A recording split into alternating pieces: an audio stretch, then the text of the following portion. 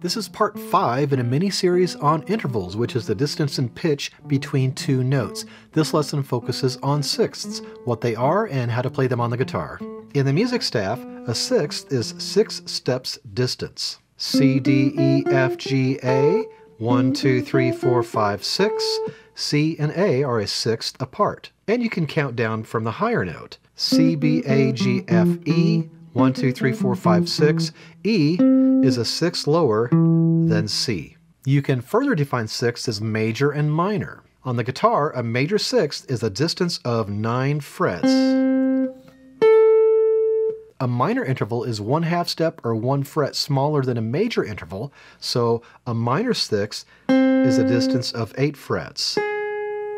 You can use the major scale to figure out if a sixth is major or minor. To do that, build a major scale beginning from the lower note of the interval. If the upper note, which you already know is a sixth higher, belongs in that scale, the interval is a major sixth. If that upper note is a 1/2 step lower than the sixth note of the major scale, it is a minor sixth. For example, when you build a C major scale using the whole step, half step, whole, half pattern, you get C, D, E, F, G, A, B, and C. The note A is the sixth note of a C major scale, so A is a major sixth higher than C. If you change that A to A flat, which is a 1/2 step lower than A, you now have a minor sixth.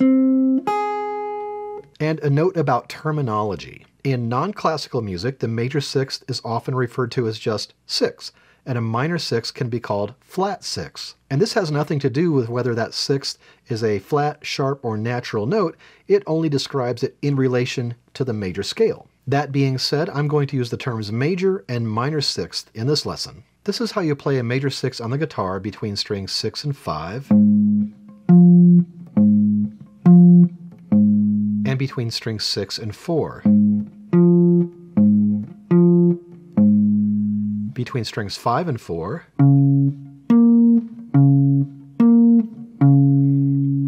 and 5 and 3, between strings 4 and 3,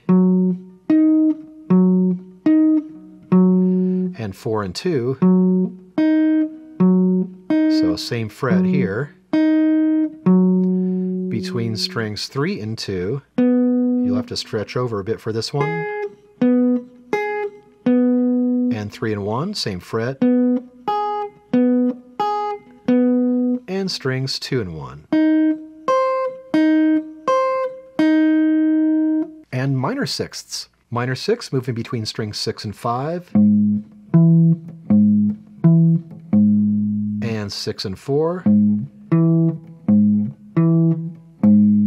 Between strings 5 and 4, and 5 and 3, between strings 4 and 3, and 4 and 2, 3 and 2, and strings 3 and 1, and strings 2 and 1. The next lesson focuses on sevenths, and when that one's ready, I'll post a link at the end of this video. You can check out this playlist if you're interested in music theory for guitar players, and for more guitar lessons, music theory, and solo guitar arrangements, please subscribe.